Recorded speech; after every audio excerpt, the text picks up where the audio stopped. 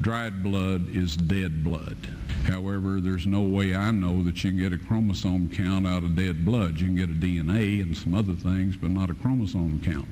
First of all, in this analysis, I took the blood into a laboratory in Israel. I asked one of the people I work with in antiquities, where is a good laboratory that does reliable work?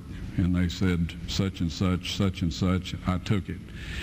I just said, please examine this blood and tell me what you can tell me about it. They said, well, look, we're going to reconstitute it. We're going to put it in normal saline and keep it at body temperature for 72 hours with gentle swirling. That's their business. That's great. I said, now I want to be there when you check it out. They said, fine. So I was back. They checked it out. I said, now, they said it's human blood. We can tell that. They did whatever tests they need to do. And then I said, take some of the white blood cells and put them in a growth medium and keep them at body temperature for 48 hours. And they said, well, that'll do no good because it's dead blood. I said, would you please do that for me? And they said, okay, we'll do it. So anyway, I said, I want to be there when you take it out and examine it. So I was back there. They took it out, examined it under a microscope, and the one technician called the other one over there, and then they called the boss over there, and they were talking Hebrew a mile a minute there for a little bit, and they looked at me and they said, Mr. Wyatt, this human blood only has 24 chromosomes in it.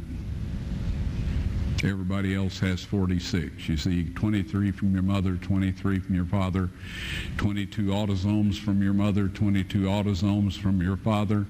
You get an X from your mother, you may get an X or a Y from your father, all right?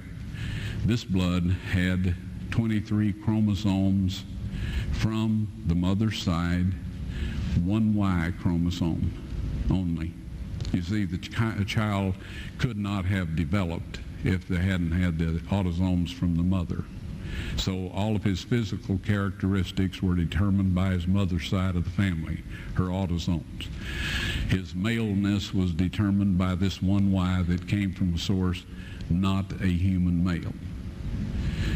Then they said, this blood is alive. And then they said, whose blood is this? I said, it's the blood of your Messiah. And I assure you, those men's lives have changed.